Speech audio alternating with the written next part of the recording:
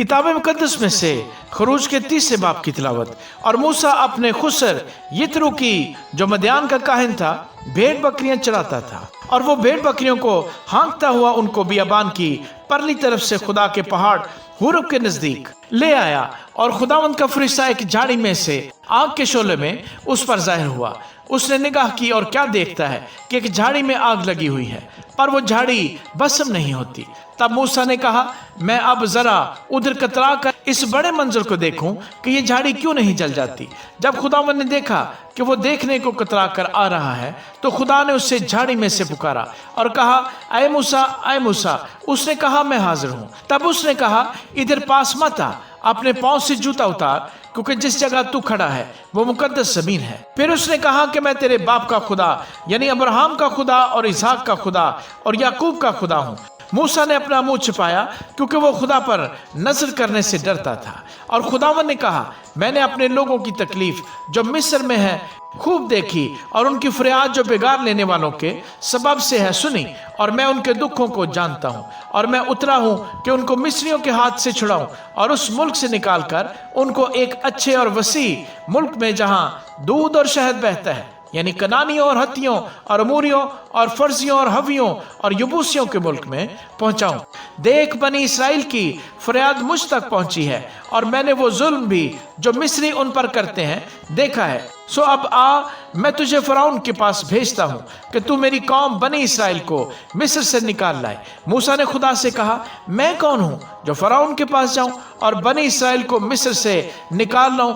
उसने कहा, मैं जरूर तेरे साथ रहूंगा, और इसका कि मैंने तुझे भेजा है तेरे लिए ये निशान होगा कि जब तू उन लोगों को मिस्र से निकाल लाएगा तो तुम इस पहाड़ पर खुदा की इबादत करोगे। तब मूसा ने खुदा से कहा, जब मैं बनी इसराइल के पास जाकर उनको कहूं कि तुम्हारे बाप दादा के खुदा ने मुझे तुम्हारे पास भेजा है, और वो मुझे कहे कि उसका नाम क्या है, तो मैं उनको क्या बताऊं। खुदा ने मूसा से कहा, मैं जो हूं सो मैं हूं।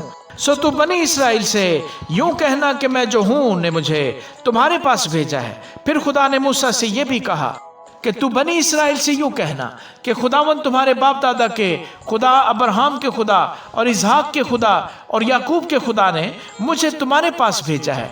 अब तक मेरा यही नाम है, और सब नस्लों में इसी से मेरा जिक्र होगा। जाकर इस्राएली बुजुर्गों को एक जगह जमा कर और उनको कह कि खुदावंद तुम्हारे बाप दादा के खुदा, अब्राहम और इसहाक और याकूब के खुदा ने मुझे दिखाई देकर ये कहा है कि मैंने तुमको भी और जो कुछ बर्ताव तुम्हारे साथ मिस्र में किया जा रहा है उसे भी खूब देखा है।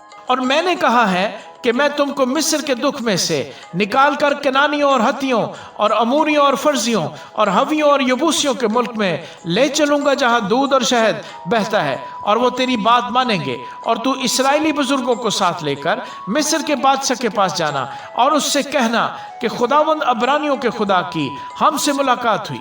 अब तो हमको 3 दिन की मंजिल तक बियाबान में जाने दे, ताकि हम खुदावंद अपने खुदा के लिए कुर्बानी करें। और मैं जानता हूं कि मिस्र का बादशाह तुमको न यूं जाने देगा न बड़े जोर से। सो मैं अपना हाथ बढ़ाऊंगा और मिस्र को उन सब अजायब से जो मैं उसमें करूंगा मुसीबत में डाल दूंगा। इसके बाद वो तुमको जाने देगा, और मैं उन लोगों को मिस्रियों की नजर में इज्जत बख्शूंगा। और यूं होगा कि जब तुम निकलोगे तो खाली हाथ ना निकलोगे, बल्कि तुम्हारी एक एक औरत अपनी अपनी पड़ोसन से और अपने अपने घर की मेहमान से सोने चांदी के जेवर और लिबास मांग लेगी। उनको तुम अपने बेटों और बेटियों को पहनाओगे और मिस्रियों को लूट लोगे। आमीन।